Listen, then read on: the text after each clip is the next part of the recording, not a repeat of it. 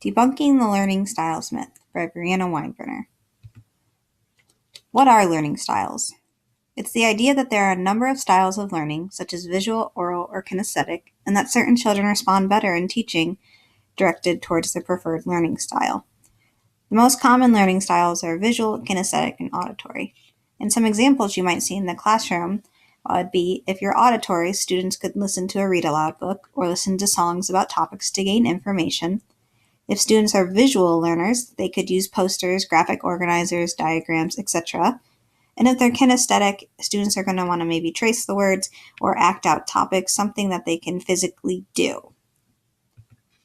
There's a history of learning styles. So learning styles have actually been around since the early 1900s. That's when the research first began on the connection between the memory and certain methods such as oral methods or visual methods.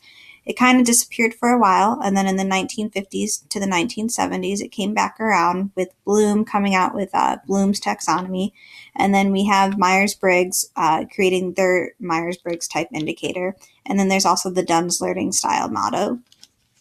In the 1980s and 1900s, David Kolb published his learning style model, where he determined that learning styles are closely related to cognitive skills.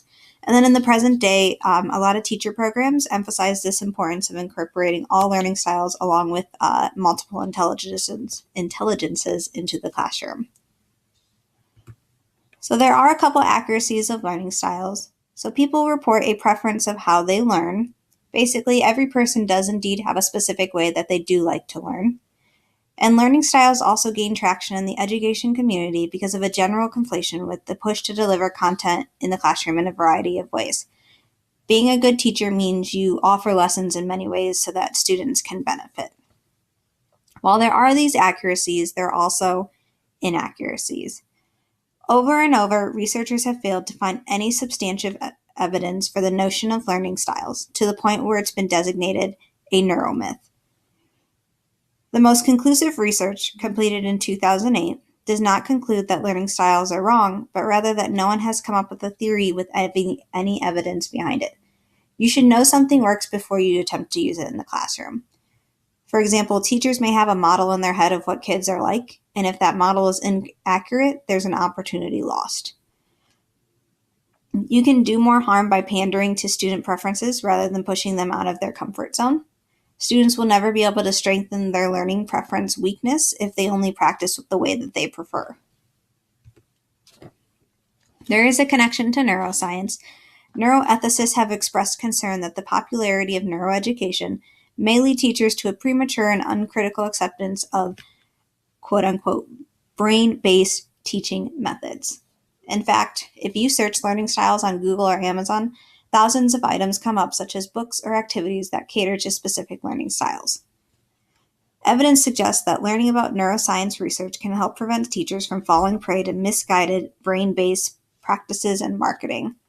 In an article titled "Why Urban Myths About Education Are So Persistent and How to Tackle Them," Williams states, "The way to tackle edumyths surely must be to provide teachers with the evidence and show them that the idea that they accept as true is actually a myth." Improving that dialogue between the two disciplines, the education and the neuroscience, that's going to enrich research and practice in the field of neuroeducation, ultimately helping to build a better science of learning and the brain.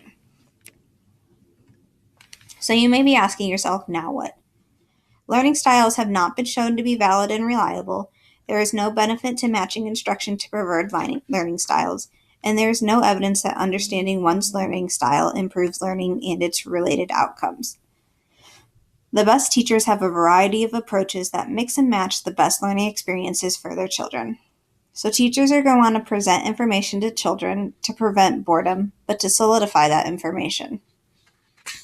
And the key for teachers is not to match the unit of content to the student's individual preferences for learning, but rather to match the unit of the content to the best way to create meaning for most students.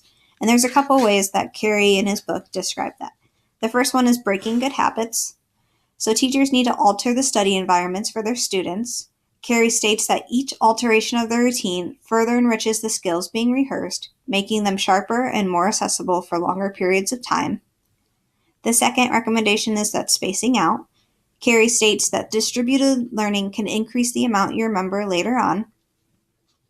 The third thing we want teachers to take into consideration is pretesting.